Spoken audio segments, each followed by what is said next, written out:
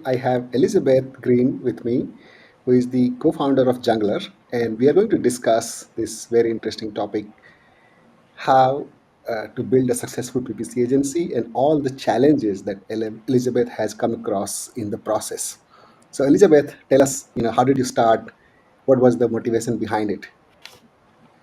Yeah, motivation, I think, was finding a work from home uh, option. We discussed right before we hit record. I had 6 children before I was doing this full time. I was doing momming full time with 6. There's plenty to go around just on making sure everybody stays alive and is healthy and hopefully becomes a good human being. But on top of that, we also homeschool the kids, which yeah, whole nother added things to take up your time. We're blessed that my husband was able to support me staying home doing that. Amazing. And then we were looking for something where he could also stay home with the rest of us. We really enjoyed being together. We missed him. Nothing wrong with going out and doing work. Just that's what we wanted out of life. That'll probably be a big part of as we talk through building agencies. Like it's really determining what you want out of life, what you want your life to look like, and then building around that. So for us, I was very blessed to. I like to say I fell into this and then I fell in love with it, which is essentially true. So we got started sellers. I don't have a really big sexy exit. I can be like, oh, exit the business for X amount. Because we got started as sellers, and then I shortly got pregnant with twins and double the babies, double the morning sickness and everything else that goes with it. We pretty much entered survival mode for the first year, and not only double all of the things in pregnancy. 2 newborns is a lot at the same time. Having kids very close together, that's a whole thing. It's not the same as having 2 at the same time. It's a lot.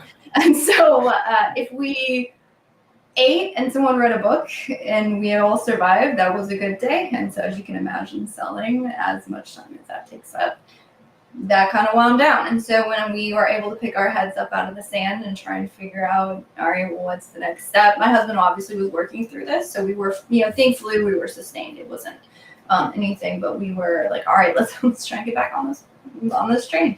And so there was a lot of discussions in groups, and a lot of the discussions revolved around Amazon advertising, how to do it. I had experience in it, again, being a seller, and so I was able to answer a lot of those questions. And so really throughout this entire evolution, which has been 6 or 7 years now, it's been me just trying to be helpful, answering questions, and then someone that leads someone to say, hey, do you do this? And at this point I say, yes, this is what I do.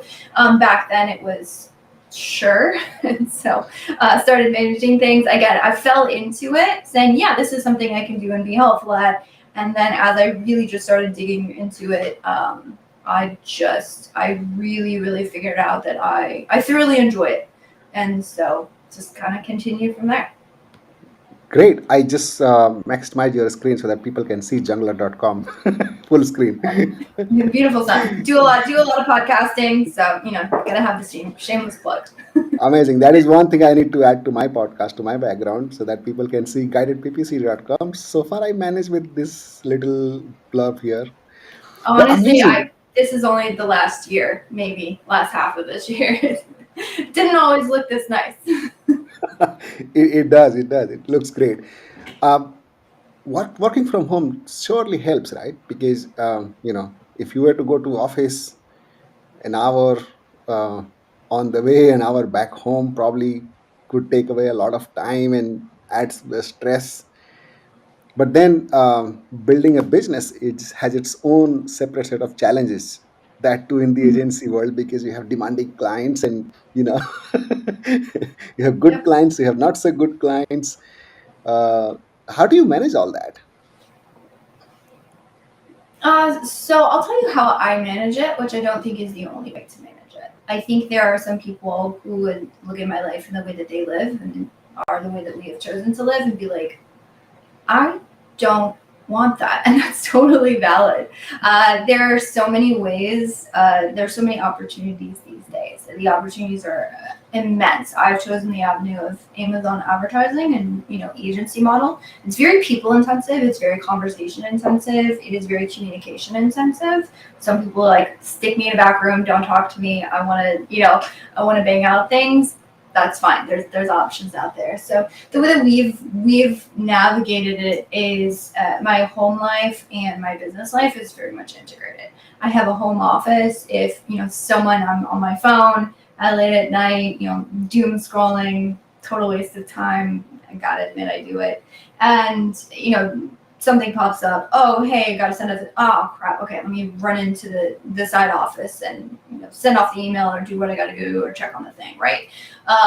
That's fine for me. Again, I have a home life. I have a family who's very understanding of that. And in certain situations, there might be an annoyance of, oh my gosh, you're always running off the computer, right? Like you always popping out when we're like watching a movie, right? And obviously like those things that can wait, they do need to wait, right? Family takes priority, but there's sometimes where you're like, oh my gosh, I need to I need to hop on this ASAP, right? Or oh crap, we just showed up at the gym and this thing came through and this is like a house on fire situation. We got to scoop, bro. That's happened to me. And while you got it, I mean, so it's a blessing and a curse maybe at sometimes. Again, I'm not saying you have to run your life like that. I'm just saying at the level with we're operating, with how many brands we're managing, with everything we're managing, that's how I'm managing it. Some people might say like, hey, home office, oh my gosh, I would prefer, totally valid, to like be able to go somewhere and nobody can access me and let's shut the door and let's have my quiet space, right? Me, like I have to lock the door because my kids are gonna come traipsing in if I don't, which I love when I'm just doing projects, but sometimes you're gonna have. So it's just again, it's the older I get, the more I figure it out. It's like, okay, so what do you want your life to look like? And the beauty is, anything you put your mind to takes hard work.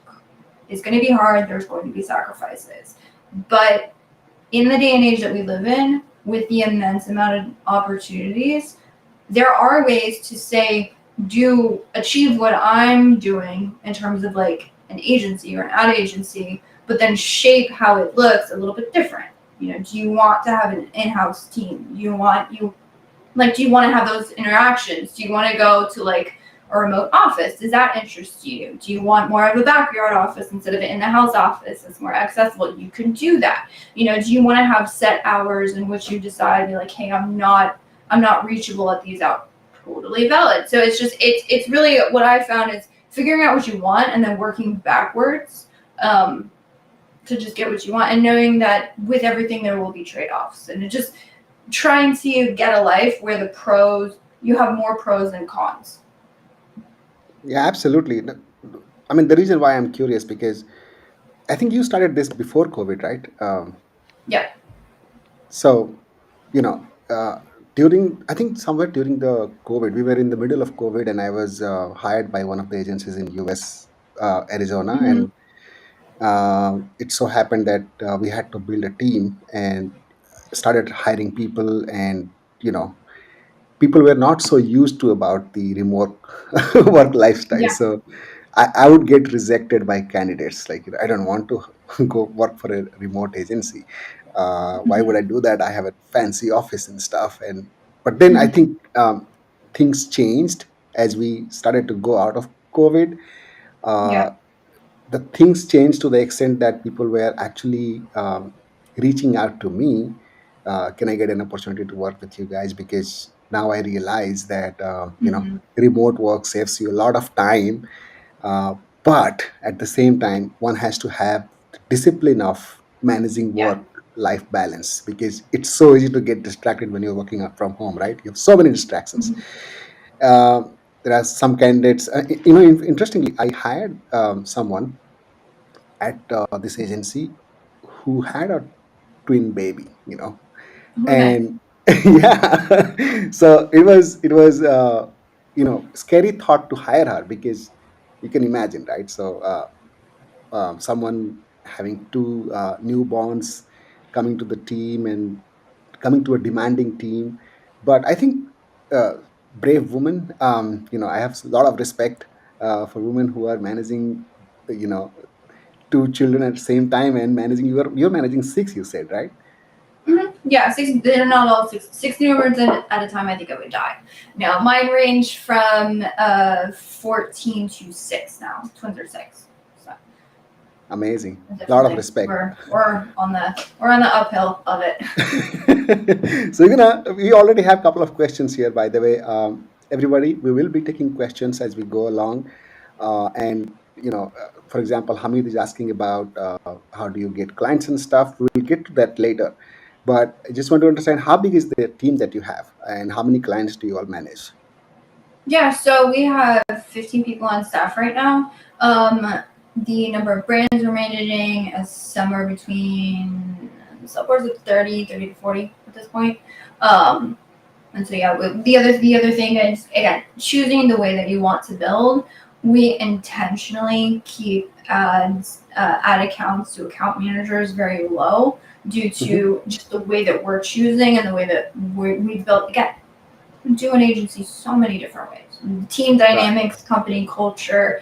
There's some amazing books. Gosh, I'm not going to remember it off the top of my head. I think it's Good to Great, or there's another one from the same author. And they're talking about, like, hey, having a really solid company culture is not, like, what the actual culture is not as important as having a very defined and distinct company culture. I don't want to. I hesitate to say, like, have it like cult like, but it's pretty much like making sure that everyone is pulling in the same direction, and that, again, it's a really tight lit unit and everyone's on the same page with how you're delivering. And so with us, company culture, we decided that quality is first and foremost for us, which means that there are certain things that we have to do in terms of how we choose to structure the team, or how we choose to give people a little bit more freedom to be able to come up with really out of the box solutions for challenging accounts and challenging situations, which has served us very well. But again, there's more than one way to do it. Wow. So speaking of challenging accounts, I'm sure you have come across challenging clients as well, right? Are you in a Yes. position to say no to the clients that don't align with your internal culture? Because your team is, I would assume, super important. Their well-being, their mental state, unless they are feeling good about it, they would not be as productive. So have you gone from the stage where you were looking for clients versus the stage where you can comfortably so say no to clients just because they're clients doesn't Yeah. mean that, yeah. Yeah. So yes, we definitely say no. I think there's two situations in which a client may not be a good fit. The first situation would just be it could just be the account. Those ones tend to be like, I try to be a little bit more upfront with those types of brands. And then some of them, I will say, the more restrictive you get on who you're going to take on, the less options you're going to have in terms of lead flow. Again, depends on what you want to deal with. The broader you open it up, the more that you're going to end up with headaches in the beginning. You need to go through the school of hard knocks, and when you get to a level, or maybe you don't, you have another income source and it's not as a necessity at this point. If I say no to people, it hinders our scale, but it's not going to hurt me personally. So I have the ability to do that. And I love how you mentioned team retention, because that's super important. Like, if you hand somebody an account that's very difficult to deal with, then you probably wound up losing team members, or, again, going back to culture. So for us, we have really good team retention. I'm not saying that we haven't let anyone go, but pretty much everyone that we've let go has been due to us just wanting to maintain a high quality of deliverables, and not because the team member chose to leave. So we have really good, and I have been absolutely blown away by how much above and beyond our team members are willing to go to get the client's results, and also, just to. I'm really proud of the team that we've built. But in terms of going back to that, so there's the types of accounts that you're like, I'm not 100% sure, not necessarily because I don't have the confidence in the team to be able to execute ads well, but more from, like, a product perspective, I'm not really sure what is really achievable because there's like some misalignments here. In those cases, you just want to be very upfront. Be like, hey, look, we're operating at the top of the game. We can absolutely execute for you. If there is a path forward, this is the way it is. I'm confident of this trajectory. Here, and here is where I see potential roadblocks. This is going to take time. You may not be at a level where you can afford to pay for this like as high of a quality of service as we offer, because it does come with a price tag. If there's a misalignment there, completely understand, no hard feelings. By the way, I see a lot of questions on like lead sources. For us, content marketing has been a huge thing, which means that the brands who are not at a level yet where they can work with us, I'm like, all right, so maybe you can't do full service with us, but like, here's a bunch of free content that's super helpful, right? Here's a path in which you can get some more information to grow. The second one, honestly, the hardest one and the biggest, I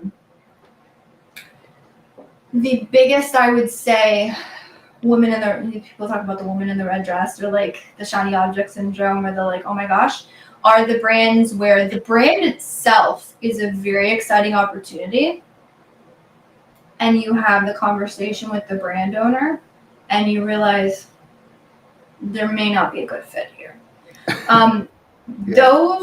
I've had those conversations. I've said yes to those, and I immediately regretted it a month or two in. If you're in the beginning stages and it's a really good opportunity and you have confidence and you can execute on that, then maybe you just take it and you realize that is the cost of scale and growth at this point. We all had to go through it. At this point, I can be much more harsh with those brands because I'm like, frankly, you need me more than I need you. And I don't say that to be rude. I just say that to mean like I care about my team and what they have to deal with. But for those, it's a really frank conversation, and it's not because it's not that I choose to reject those because I want to be a jerk. Like, you don't seem good to work with. I don't, you have to. It's none of that. What I found over the years is that if you can't make sure that you're on the same page and jointly game planning with a brand owner, you are not going to be able to execute to the level that you really could if you were on the same page. Clear example of this would be brands that think they have the best product in the world, but the numbers say differently. There are ways in Amazon that you can benchmark yourself against the category, against other products on the market. And so, they'll say like, oh, we have the best listing, we have the best everything. Fantastic. Look at the numbers. Numbers say differently. If we want to game plan, if they're like, hey, we're looking to scale, we want to get profits, here's the path to this. This is what the data says. Hey, we want to do our part. We're going to execute this, but like, hey, we need you guys to execute this. And they're like, oh, no, I'm not going to touch that. I need you to fix my product. Ads never fix products. Ads will never, ever fix poor market fit. And I would be doing a disservice to you as a brand if I pretended that they did, and I didn't make you aware of potential roadblocks, right? Now, we work with the brands all the time. They're like, hey, look, I know the listing is this. I'm going to work on this. I know it's taking time. Hey, do your thing. We can, that's a different conversation. Let's have that conversation. Let's work there. But when it's, I don't want to do what I need to do as a brand owner to be able to grow my account. I'm not willing to put in the effort on my end, and I'm going to judge you based on how ads can fix products. That's not going to be a good fit. And so I just try my best strategy in any situation like that is honesty. I'll give you the best thing in the world. Here's what you want to do. You can use ChatGPT for this. The voice activation on phone is basically like my therapist at this point. Say out loud when you're faced with a situation like that. You're like, oh my gosh, like da-da-da-da, and they don't have this. Say out loud all the things. Don't say it to them. Say it out loud, all the things in your head, because it's not going to sound very nice. And then go back through everything you just said and say, like, what are the things? What are the pieces of information that I know that they don't know? And then you just list them, and then you say, okay, so here's what we're going to do. We're going to list this. By the way, there's this, and this. If you're okay with that, we can work together. If not, totally understand. We're not a good fit. Cool. I'll pass you off to somebody else. So just Openness and honesty will get you very, very far. Amazing. And is that also the theme when you are, evaluating the performance of your team? So Keith is asking, how do you measure the performance of your staff? Yeah. It depends on what your staff is handling. So we have somebody who we call him our head of client success. He's also in ops as well, and so a lot of the communication isn't fully passed off to the team, but they are in some of the communications. So the main thing, I will say, the main thing that I judge all of my team members on, and it's worked really well, is their rate of improvement and willingness to improve. I will coach you all day long if I see you taking what I say, iterating on it, and running on it. When I give you objectives or do certain things and I'm noticing the same pattern that's not changing and you're making no effort to improve, that's where I'm most worried. Because if I have the understanding, you can coach people through a lot of stuff. So I would say that's what I look at. And then in terms of like just how are they getting results? Yes, I think that's the theme. That's Yeah. precisely the theme we have at Guided PPC as well. Like, I always tell my team that, guys, if you have the motivation to level up, because as an agency we want to grow, as an individual you want to grow, unless you have that mindset of improving every day, and you can't improve from 0 to 100 in a day. You gotta be improving a 1% every day, right? So unless you have that motivation, it's not gonna work for us. It's not the same alignment, therefore rather not Yeah. waste time. And I would just say, like, show the team that you. Okay, this is getting back into retention. This is not answering this question. So I would say, like, you want to do from soft skills. A great way to go through this is like, at which level, like if again for me, I'm talking about account management, Amazon ads. So when I have a new account come in, like how confident would I be to give this person a new account? If you find Right. yourself signing like every account matters, obviously, but there are those accounts maybe larger, a little bit more complex. Do you have a hesitation or a slight lump in the pit of your stomach when you think about handing them that account? Right. The So answer I is think, yes. They're not cutting it. yeah. So I think it also depends on, on the people, right? So where do you hire your team from? Like, is it just US based, or do you hire across the globe? Is there a particular region that people? They're from all over. We have some US based. We have some otherwise as well. A lot of my team is located in the Philippines. I made some of my first hires in the Philippines, and I found large amounts of talent. Now, at this point, and at this, like I said, at the level of which we're operating, I do get a lot of questions like, "Hey, do you have internship programs?" Or you got different ways to build the agency. I'm not saying those are good or bad. Right. At the level in which we're operating and the brands that our account managers are handling, and the level of complexity that they're handling, you need to have past experience and a track record for me to be able to have you manage those types of accounts. And so again, if we were to say expand our services to other things or maybe make some changes, maybe. But again, just how I personally feel good about. I feel much better and more confident in the agency and the services that I'm building if I can say we're at the top of the game in terms of ad management, and I can be 100% confident that that filters down to every single person touching the accounts. Get different Right. ways I to do mean, it. You can, yeah, the weakest person touching the account is the reflection of the correct. extent of the agency, right? So but do you see this sense of conflict at times? Because when people come with different experiences, they have their own biases. Does that become a problem at some point, that somebody is accustomed to doing things their way and suddenly they are supposed to be operating your way? Has that been a problem? I think that can be a superpower depending on the person. Mm-hmm. Going back to what I said about, somebody being willing to learn. It sounded like the type of person you are almost describing is somebody who would be inflexible. In the world of Yes. advertising, Amazon, Google, anything, stuff is changing a mile a minute. If you're not rolling with the punches, you're irrelevant 3 months from now. Like, Yeah. if you're not curious, if you're not inquisitive, if you're not constantly trying, if you don't have an innate hunger and curiosity to figure it out, you're not going to last long, or you're not going to do well. Now, some people listening to that are going to be like, oh my God, that sounds terrible. Stuff is changing every single day. I have to, wait, are you telling me that the stuff that worked 4 months ago is not going to work? And I'm going to have to constantly figure, every single day in situation, I'm going to have to be troubleshooting something? Yes. But for some people, that's exciting. They love it. Yes. They thrive. I have some account managers where they're like, I've been managing these brands for 3 years.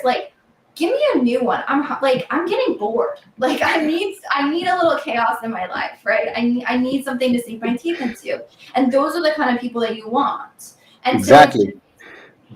I have people on my team who are in charge of pulling reports and doing very mundane things. Their work doesn't change. Maybe I give them a different report and a different SOP, but I would hate my life. To me, I'm it's monotonous, it's boring, it's so day in and day out, you're doing the exact same thing. But for them, it's comfortable, it's steady, they like that very defined repetitiveness. For them, they find comfort in it. So it's not anything that's right or wrong. It's what is this role? Who are you trying to put into this role? And does their natural personality fit? Because what you'll find is that most people can rise to any occasion. There's a lot of people who they can function like that for a time, but then they won't be happy long term. So what I found is that you can get the best output out of your team if they enjoy their work. And the minute they stop enjoying, you're not going to enjoy everything. Some stuff is going to totally suck. That's the nature of work, right? But as far as if you look at the entire workload, is it a net positive or a net negative in terms of enjoyment? You want to find the people, when you place them in those roles, it's more of a net positive.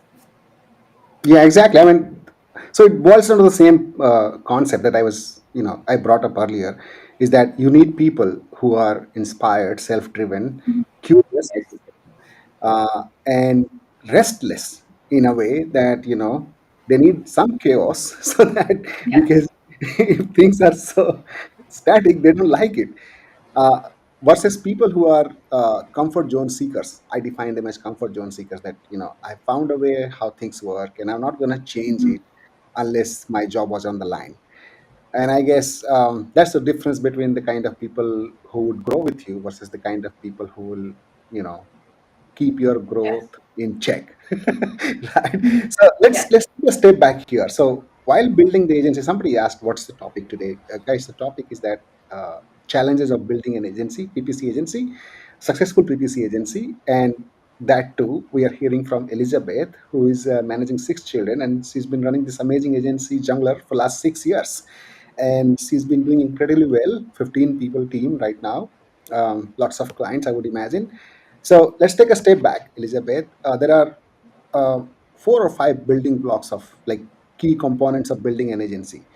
You got to have clients, you got to have amazing people, then you got to have a culture. You talked about culture, and then Mm-hmm. you also need to have some systems and processes, right? Mm-hmm. So what's your take on, if we heard about your hiring process, evaluation process, how do you find clients? Somebody actually asked this question, that how do you go about, what's your sales strategy? There's lots of ways to find clients, and I will say I have more experience with inbound than outbound. That's just been my experience, so I can tell you what we've done. For me, I feel like I don't want to say everything, but basically everything I've done has been kind of unintentional. And then I look back, I'm like, oh, that's what I did. Okay. And so for me, it's been a lot of inbound, which is me speaking on podcasts like this through any sort of way I can add value. There's multiple ways to add value. So I almost hate using that word these days. I'm gonna add value because it's so overused to the point of people being like, I hope this added value, when you're like, that didn't add value. That's a bunch of wasted people's time. Stop annoying people. But it's like, it's true. Like, did you give something where they would be willing to say thank you? The biggest way that you can think about it is, if I was solving this person's problem, giving them this information, being on this podcast, would somebody pay to listen to this? Would somebody pay to give access to this? If you can give away something for free that somebody else would be more than willing to pay for, then you've done well. And when you've done well, when you've held back. I would say don't hold back. Again, I'm an agency, so I give away the content, I sell the execution. I say, like, hey, here's how to do it. It's kind of complicated, but I'll tell you. And if you don't feel like doing it, which most of you probably don't because it's a full-time job, then hire me, right? And that's how I've built in leads. Now, that takes more time to build. Maybe you heard me say, like, I've been doing this 6 or 7 years. I have 6 or 7 years worth of content. I see some questions on, like, hey, what would you do in the beginning? Like, is there anything you wish you would have done differently? I wish I would have been more intentional with some of the things that I was doing. I wish I would have done more of it. But that's neither here nor there. So anything I would have done differently, I would say be more intentional when you find something that works. I would say don't be afraid to double down on it. And I would say when you're in the beginning, do not be afraid to do the things that are unscalable. Right. And in fact, you also answered this question for Debraj, who is saying that I'm struggling to find clients on Fiverr. So Debraj, you are going the outbound route. What Elizabeth is saying, what has worked, which is kind of hard work, is doing inbound stuff, sharing stuff on Amazon or whatever PPC medium you are, trying to get clients for. If you keep adding not value, if you keep sharing content that others are willing to pay for, then you sure have clients coming for you rather than you going the other way around, right? Yes. Well, and I will say, okay, so here's a way to do the unscalable. Yeah. Is figure out where your clients hang out. It doesn't matter. So, for example, I think he figured out it's on Fiverr. Right. So, I mean, but the question is, are they on Fiverr? Fiverr may be your conversion mechanism. Exactly. Versus, say, like, your own website. But is it really where they're going? Is it where the people are hanging out? They're just going there to live. And so the problem with Fiverr is that your profile, there's only so much you can do. It's going to look like everybody else's. And also, to be perfectly honest, in the beginning, I know there's a lot of people who found experience on Fiverr. Fiverr is where everybody goes for very cheap, and oftentimes I'm not saying this is true, but the perception is that the quality is a little bit lower, but hey, I'm going to get it for super cheap. Do you want to get different ways to build it? You can build for volume and be the super cheap option. That's not the agency I'm building, so that's not. My audience is not on Fiverr. Most Fiverr clients are going to make really bad fits for me. That's just me. It might be that you have a good fit. So I would say, like, look at who you're trying to serve, look at where they are, and then just go hang out where they are and be super helpful. So the most unscalable thing, this is how I got started, this is something that I'm still doing in some groups, is to go, okay, here's this group. This person had a question on my type of service. Let me give them value in the form of an answer. Let me go above and going back to, would somebody pay me for this, right? So if somebody asks, hey, what are you guys seeing right now in terms of average cost per click? I can give them, like, well, average cost per click is around X, right?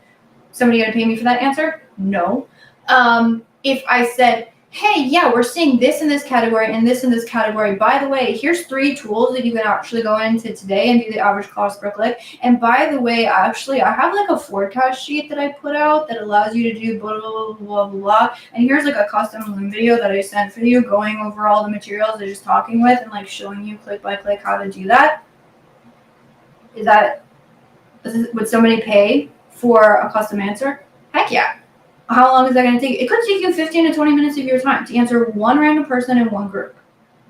Completely unscalable, right? If you're running an like, who does that? That's ridiculous, right? But that's the level at which you want to be operating. And if you don't have any clients right now, do that all day. You've got all the time in the world. Yeah. All the time in the world. Do that.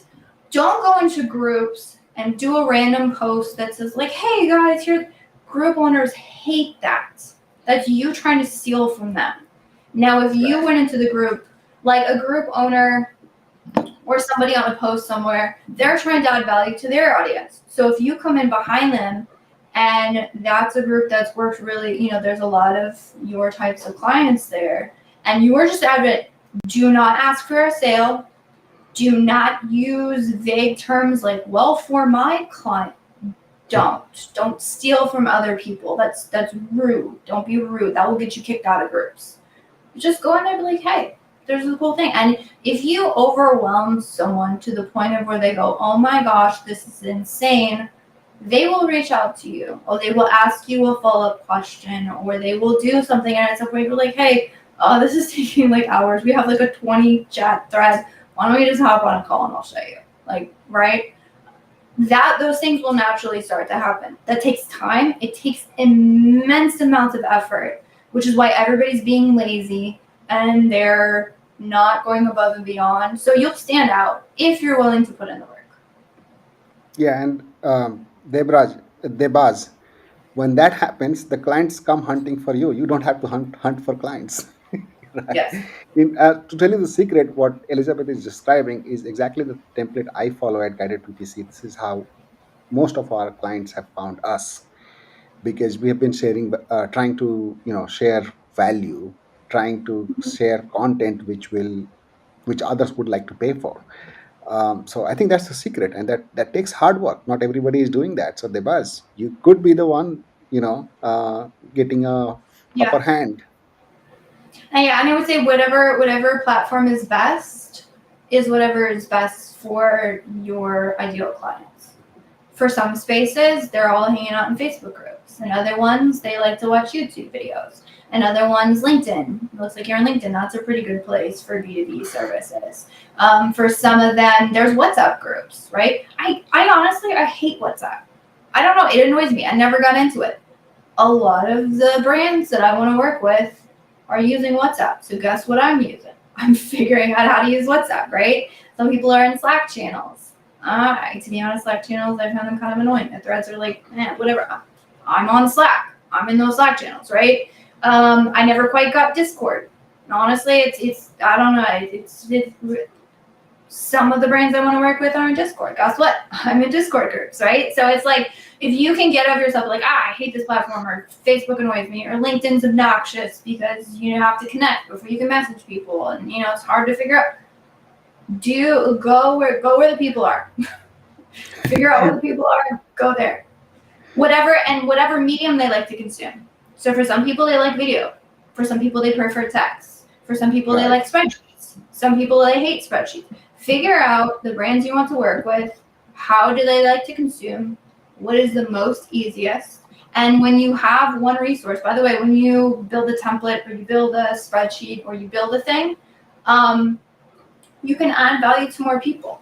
Not as many people are paying attention to you as you think. You're not as important as you think, which is great because you can say the same thing 100 different ways, 2,000 different times. That's literally, I get on podcasts and I feel like it's repetitive. Am I really being valuable because I'm saying the same thing? And yet every single time people are like, oh my gosh, that was great. I've never heard that before, right? So once you start understanding what your message is and what resonates with your audience, just keep saying it. Build more ways to say it. Build it into a video. Build it into a PDF. Build it into a mini course. Build it just keep doing that.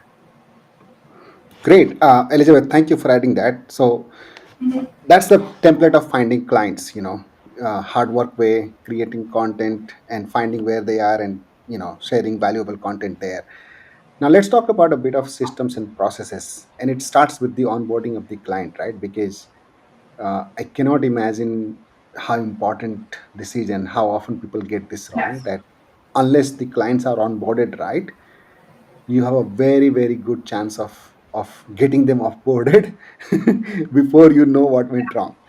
In fact, back at the agency I was talking about, we had this weekly offboarding meetings because we were adding like 10-15 clients every week, and we also had some clients go.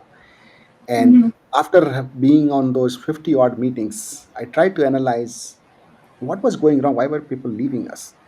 And a majority of the cases had to do with clients not being onboarded properly, and that was quite and then we went on to change our onboarding process as well. So what's the onboarding process do you follow at Junglr.com? Good question. I'm going to give you some basic frameworks in which to think through, and then we can talk about, and if you have any specific questions on how we do it, we Sure. can talk about that.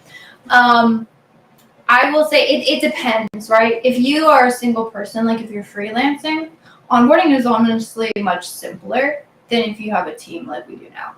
The biggest challenge as you grow is going to be loss of lack of communication and lack of transfer of knowledge between team members.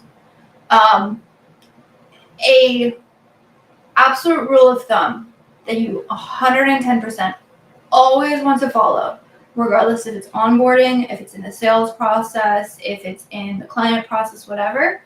If you say you are going to do something, do it.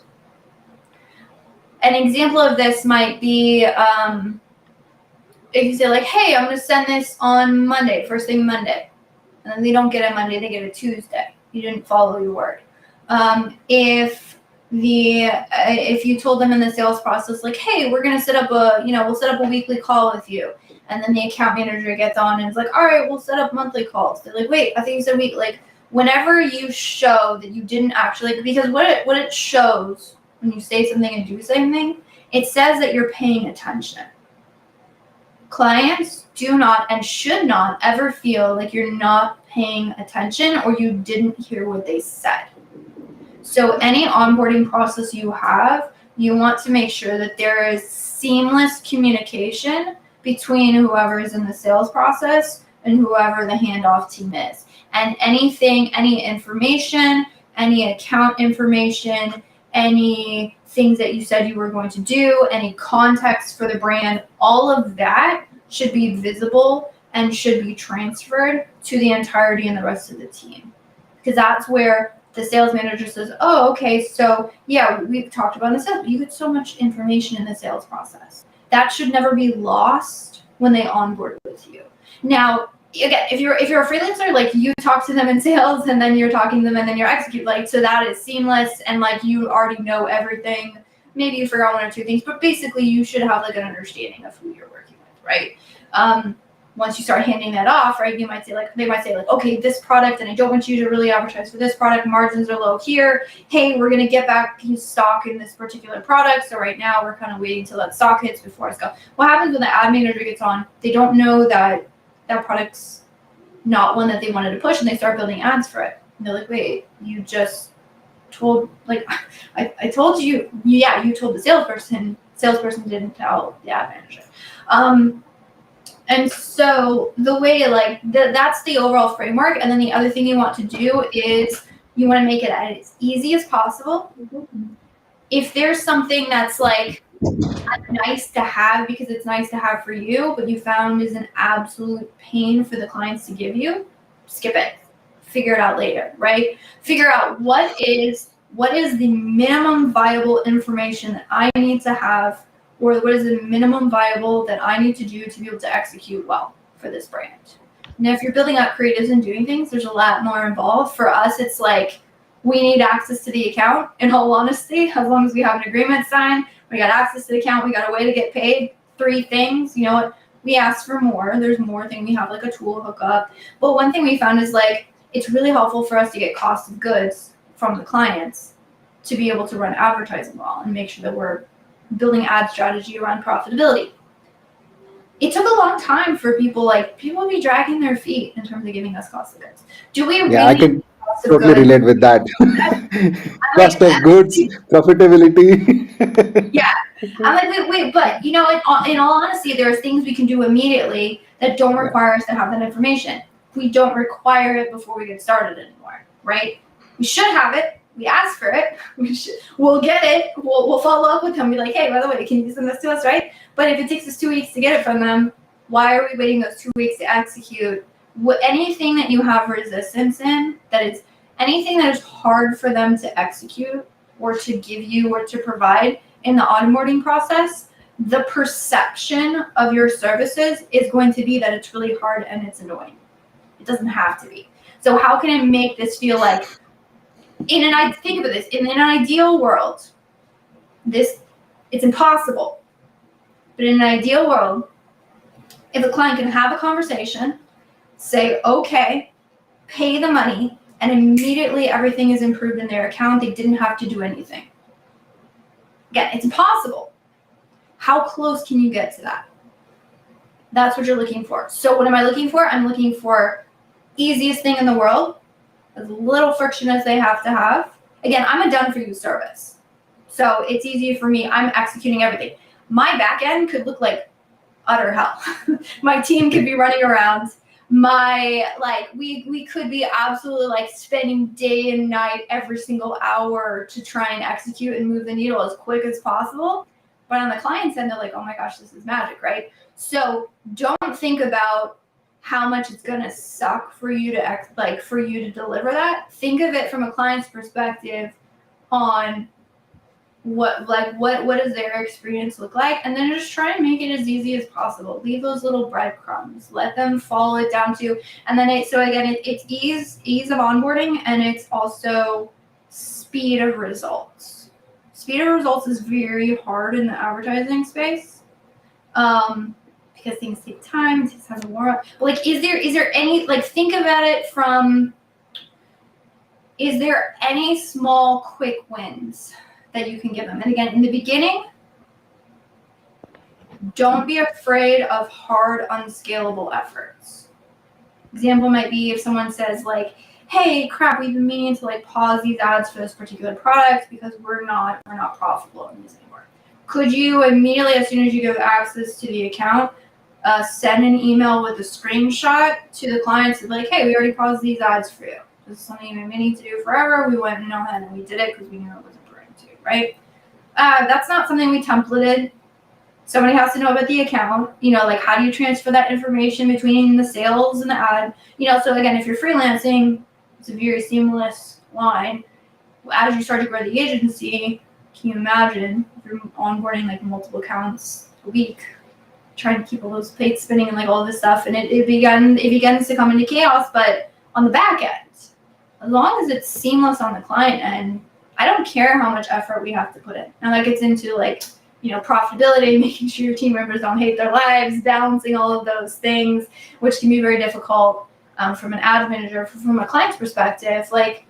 Just do your utmost to do right by everybody whenever you possibly can. Are you implying that delivering the early wins is important than Yes. right off the bat trying to rock their boat and implementing your long-term plans that might be good in a way to get them scale, but the moment you onboard the account and you start rocking the boat, probably not a good idea. Focus on delivering the early wins first. Is that the theme I'm reading? The early wins will give you time to deliver the long-term wins. Because as we Exactly. know, long-term, there's flexibility. If you introduce new ad spend into the account, ad spend's going to go up. The results of that may or may not be exactly what you want it now because you haven't optimized and you got to figure it out. Maybe you're trying different things, right? Well, if you have a quick win, think of it from their perspective, right? If I got into what's important to me as a growth of an agency, okay, so I would great. More clients, right? Be fabulous. If I'm doing from like a lead perspective, right? Well, a lot of people are asking for clients. So like I've hired, I've tried to hire outbound agencies. They don't work. They suck, to be honest. From my perspective, all the, gosh, at this point I get probably 5 messages a day. If we could add you 10 more calls on your calendar every single month, would that be interesting? My first answer is yes. The second answer is I think you're full of crap. I don't think you can do it, right? So it's not that like when you tell them like, hey, we're going to grow your sales and we're going to do all this stuff for you, you're like, oh my gosh, we're going to do this thing. Doesn't this sound amazing? And they're not saying yes because they don't want what you're selling. Everybody wants what you're selling. Who wouldn't want more sales at a greater profit, right? That's what we're selling as ad managers. We'll grow your sales. Flip a switch. Let's get more sales, right? They don't believe you can do it. So if you onboard them and you say, okay, I know, you want 2x sales, right? It's going to take a while. You prep them, set expectation. This is a long-term play. This is going to take a while. We're going to have to go through some testing. It's going to require more ad spend. This is a long, we'll look for positive signals along the way. But what happens when the execution of that is going to take like 3 to 6 months?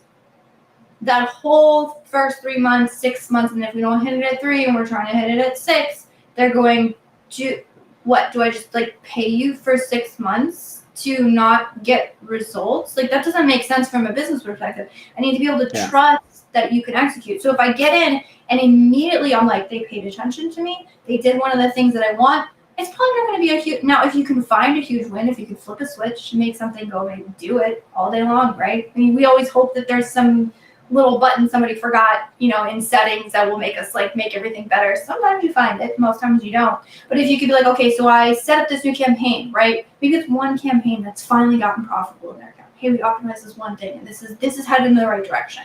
We did this one thing. We launched ads for this new product. Here's this one piece of the account that's going great. By the way, we're working on it, right? See the long-term vision. We have a small win. Wins can be a lot smaller than you think. And the best wins are going to be the ones that the clients care about. So if they really cared about profitability, right? And they're like, my ad spend's way too high. You're like, we launched this insane campaign and we're spending like an extra $200 a day. And I know ROAS isn't great, but look, sales are awesome. They're gonna be like, no. Like I just told you, limit ad spend and go profitable, right? I don't care how good the sales are. But if you said like, oh, hey, there's this huge campaign that like the ROAS was way too low, we were able to make optimizations, and all of a sudden like this is doing much better, we're going to keep working on it. Like, fantastic. That's what I was asking you for, right? So pay attention to what they care about and what your clients are asking you for. And then those are the wins that you want to try and double down on. Great, fantastic. Just to summarize, the onboarding, the key things to know during the onboarding. No, we are on topic actually, Elizabeth, and thank you so much for sharing. I'm just trying to like gather everything and summarize for our audience. So while you are onboarding clients, make sure you make it easy for the clients to give you information. Do not ask anything that becomes demanding, challenging for them. Then you make sure that all the information they have given you is relayed properly to your team who is going to execute, because oftentimes what clients would generally complain about is that they were made a lot of promises that were not kept. Right? And sometimes it's even funny that the clients have given you access to something, then they discover your teammates who are going to execute, they would pop up and say that, can we get access to this? But you already got access. So that is a very embarrassing situation. Then try and understand what KPIs they are looking at, how are they defining their wins, and align yourself to those wins, so that if they're looking at increasing profitability in the short run, deliver profitability. If they're looking at scaling in the short run, if that's been the challenge, align yourself to that. So I think these are some of the very valuable lessons. Thank you so much, Elizabeth, for sharing that. Keith here is saying that, so I'm still in the early stages, so I don't have the luxury of being selective with the clients yet. We have all been there, Keith. So we have about 15 clients, but some of them are brands with bad products. Any advice on what to do? again, I think it's points back to the onboarding. So Yeah, so I would say I would view this as a positive. I'm sure it doesn't feel like a positive right now. The best, most painful, but best training I ever got in terms of communication has been when dealing with hard situations. Communication's easy when everybody's on the same page. Communication is friggin' hard when there's misalignment. And so most of these brands, what you see is a misalignment between expectations. So congratulations, you get to flex your muscles and learn the skill of communication, which FYI, if you are running an agency, communication is the biggest skill set you can have. Anyone listening here, if you want to be freelancing, if you want to grow a team, if you want to do anything that involves people until AI takes over the world, and then we got to learn how to write prompts. Communication is your biggest skill set. And so it's really what I found it is about being upfront. And this is how my brain works. So this is how I've done it. May not be the best way to do it is show it in the data is the best way that I've found to do it. Because when you say like, oh, the market is really competitive or, this, they're like, they keep making excuses. They can't execute. But if you're able to pull some data, this is like, hey, by the way, everybody else in this category is converting at twice your conversion rate. So it's not me saying like, oh, the market is competitive and it being like this big ambiguous, like what. So the best framework I've found in these conversations, the best thing you can do is try and see if you can figuratively put yourself on the same side of the table and both of you game planning together to try and tackle the issue. And the way that you do that is by clearly outlining the problem, finding the problem, allowing them to see that you are the expert in the situation, meaning, like I said, the conversion, they might not know how to find that or be like, oh, I did this analysis or something. Or I took a look at this, or hey, the cost per clicks have gone up because or like add context. So say the data, add context to the data. That's why everybody hates all the spreadsheet reports because they're like, I don't even know what this means. Like, tell them what it means. Outline tell them what it means. Outline the specific pain points, and then game plan. Game plan often works if you want to. There's a going back to communication. There's a way you can steer them in the right direction. Meaning you can say like, all right, here's what I'm thinking. We could do X. We could do Y. To be very honest, I think X is going to be a little bit more expensive given your profitability goals. We're going to have to do. I would recommend you do Y. Going back to setting expectations. Hey, this is the trade-off we're going to have to do. So again, I'm going to speak from the Amazon ads perspective. So it might be, okay, so conversion rates are low. Hey, yes, I know we were looking to scale. We ran an analysis on the conversion rates. We looked at search query performance report. We looked at brand metrics. One thing we're noting is that we're below the category averages. Historically, we found that it's kind of hard. It's difficult to rank products when conversion rates are low category averages. So that's me giving them the data, giving them context on the data, and adding in my area of expertise on a piece of information that they may not know, being conversion rates lower than category averages. Then I'm going to go through and just say this means that, what we found is that as we ran those more aggressive tests, I know you wanted to rank on the keyword. We're just finding that there's real roadblocks here, and we're not, we're spending a lot, and it's not really giving us the results that we want. So if we just said all of that, they're going to be like, great. You just told me it was impossible. You told me what we're doing is wrong. If you don't present a solution, then they will have to be the one to come up with the solution. You don't want to have to do that. So then you want to go further and say, okay, so what we could keep doing is continue this. So that would be X. We continue to try and rank on this keyword that I know that you requested.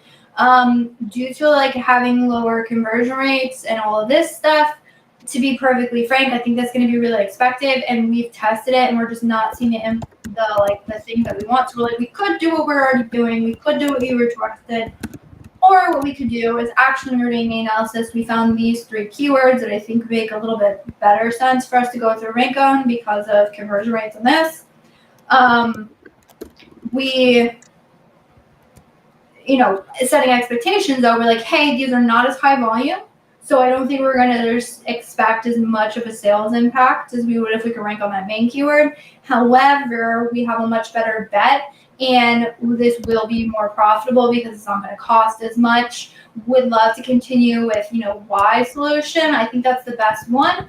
But if you prefer us to do X, that's totally fine. So it's like you're laying it all out. And depending on how you phrase that last solution, if you're an either or a toss up, you're like, hey, we can go for sales, we can go for profitability. It doesn't really matter to me. Both of these, you could be like, hey, we're seeing impact on this keyword. However, it's been kind of expensive, so we can continue that. Or if you think it's best, we can pull back. There might be some impact on the ranking, but we're not really sure if you want to keep us going. Just let us know what you prefer. That kind of puts both solutions on equal footing.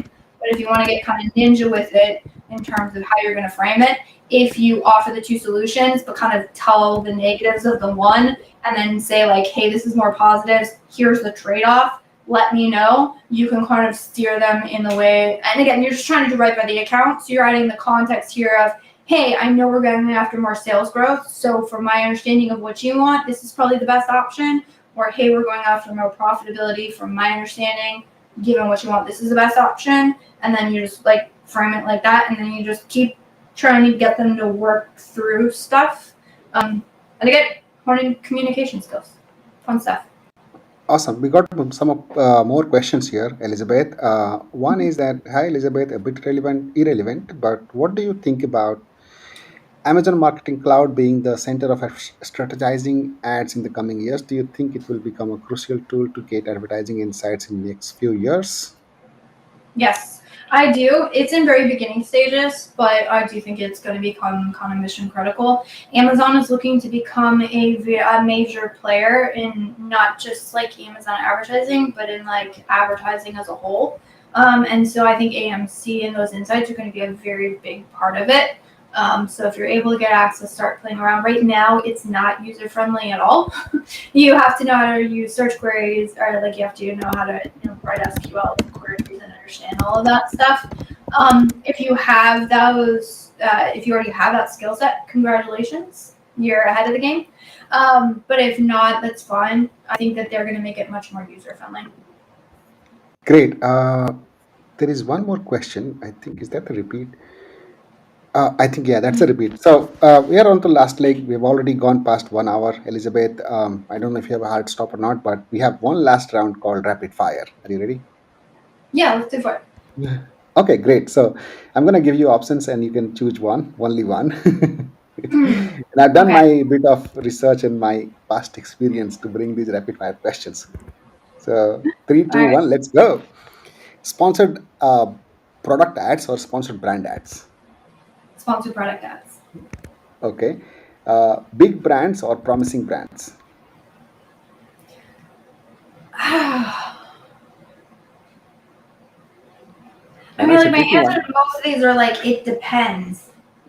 Oh gosh. I would say with who we like to work with, Yeah, maybe yeah, promising yes. brands. I mean, like pros and cons. Like promising brands, a little potential upside. Big brands, though, you have the ability to have more long term because you don't have to be worried about, like they have the infrastructure to be able to support like more long term What's more growth. fun, like from your culture's team perspective? Oh, more fun, promising brands for sure. They're Amazing. more scrappy. Okay. Next one is lots of reviews or lower price point. Lots of reviews. Lots of reviews. Okay, great. It's about the team. So people with experience or people with passion. I mean, some experience, not just passion. Okay, because I was gonna say, are we talking about like passion, but no, like green? Or are we talking about? Of course Okay, not. in those cases, I prefer people. I found people with passion. Okay. So Amazon ads only or multi-channel in the future. For right now, Amazon ads. Okay. In the Well, what's the future future, like? multi-channel intrigues me. Okay. Great. Next one is the most tricky one, in my opinion. Let me know how it goes. Oh, these have all been So, tricky. Okay. all right. So high growth with low profitability, or low growth with high profitability. What would you advise to your clients? Advice to the clients. Yes. If the client came and you were to advise to them, would you advise them that you should go for high growth, low profitability, or go with low profitability but high growth potential? Okay, I'll give you my either or answer, but I will Okay. say, honestly, the actual answer to this question would be whatever you have the stomach for. Right. I mean, not everything is for For the everybody, right? most, I would say for the most part, most brands do better with like low growth. Caveat, like there should be some growth involved, Right. but lower, like higher profits, lower growth. Um, Most of those brands, you could run the high growth, low profitability. They wouldn't have the guts to do it. Very few account like account owners have the guts to be able to do high growth. We're working with some of those brands. Those accounts are so much fun. Like those are fun. But you gotta have the guts. If you have the guts, call me. Let's have some fun. But most brands they don't have the stomach. If you don't have the stomach for it, don't do it. Well, this is a pre-qualification for brands who are looking to work with you. This is how how you excited Team We'll take Junglr. both. We'll take both. But like, yeah, no. If you want that growth factor, again, you gotta have the guts to be able to understand there's a profitability trade off. That's where people waver. Like if you're like, I want growth, and then the minute that profitability starts to dip, you freak out and you want to change it. Like you actually will have long-term negative ramifications from flip-flopping between those two. If you just Awesome. stuck with one or the other, totally fine. If you flip flop, I can guarantee you're gonna like. It's not gonna be pretty. It's not gonna be pretty. Okay, then the stakes are going to be higher on the last one, because this, my Yeah. opinion, is the hardest one. And this is in the context of when you are hiring people for your team. I don't know if you will have this choice when you are onboarding clients. So, are you ready for this? The last one and the final Yeah. one. That's it. Cat lovers or dog lovers? Can I tell you a secret? Yes, go ahead. I'm not an animal person. My husband's he's like, what's You're your problem? dodging it. I don't dislike animal. Okay, I'm not a terrible person. I'm just like, eh. I mean, like if I had to choose one, I would probably say cats, only because they're easier. Like you don't have to. They're less work. Awesome. On I this like I note, like dog personality, but dogs are more work. right. Awesome. So that's it for today, folks. Thank you for joining. Thank you so much, Elizabeth. Your insights were incredibly valuable personally to me, and I'm sure people who have been watching us found this super helpful. And maybe we can do this again sometime. No, it was fun. It was a blast. Awesome. Thanks so much. And we'll call this